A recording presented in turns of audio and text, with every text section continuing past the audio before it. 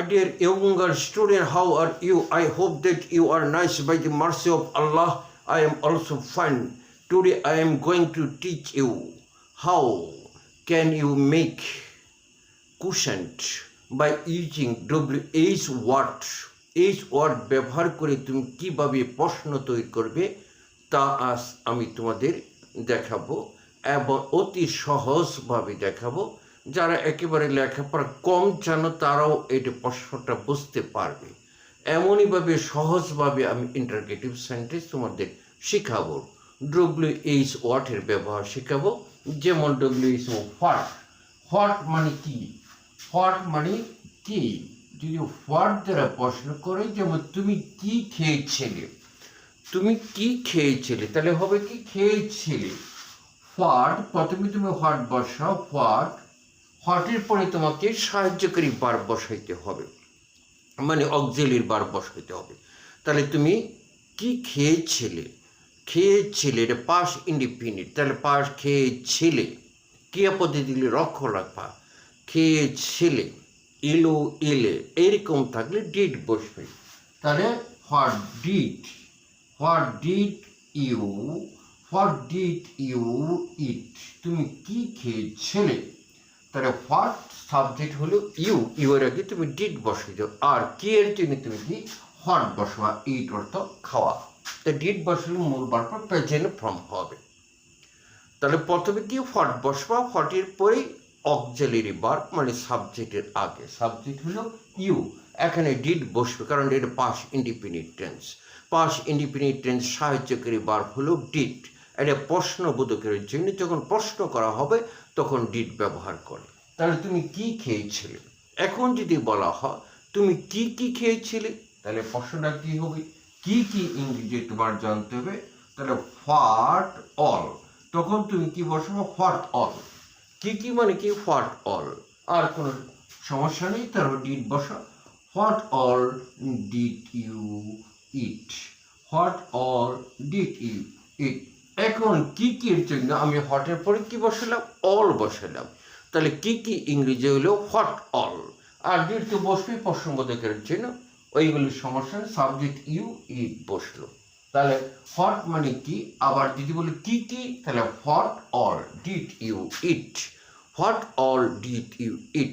এখন যদি বলো তুমি আর কি খেয়েছো, তাহলে কি হোয়াট, তখন লিখতে হবে হোয়াট এলস, হোয়াট এলস, আর কি কি ইংরেজি হলো হোয়াট এলস।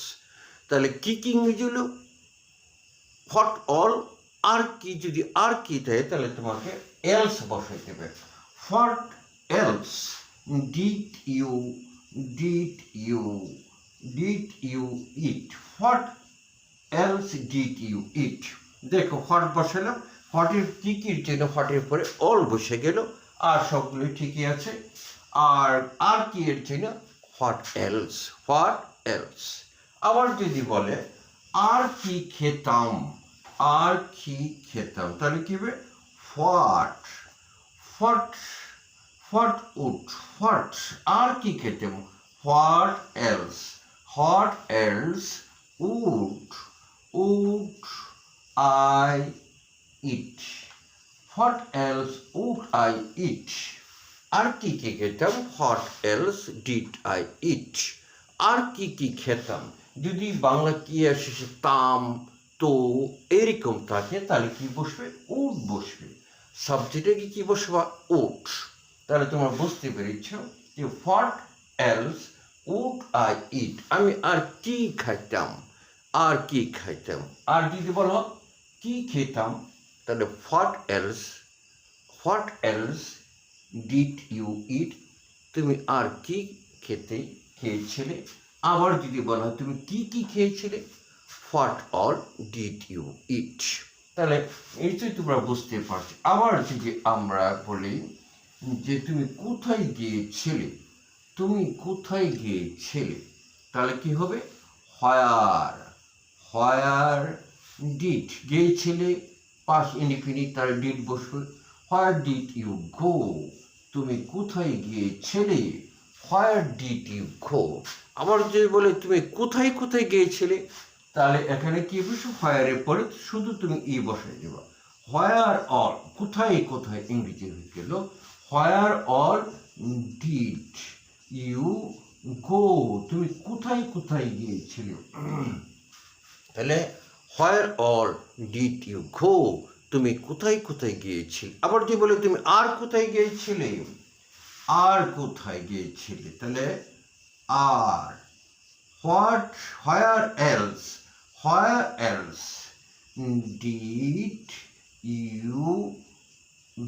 ইউ গো, আর কোথায় গিয়েছিলে। কারণ আর থাকলেই হোয়াট, হোয়ার এলস, আর থাকলে এলস বসাইতে হবে। আর কি কি থাকলে, যদি কি কি দুইবার থাকে তাহলে অল বসাইতে হবে। WH ওয়ার্ডের পরে তোমার কি অল বসাইতে হবে, আর কোনো সমস্যা নেই।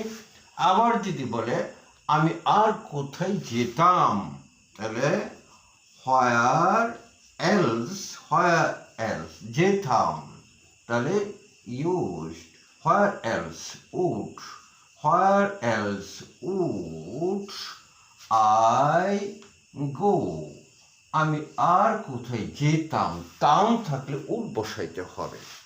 তাহলে my dear young learner, I hope that you have understood what I have taught you. No more today. See you again, inshallah.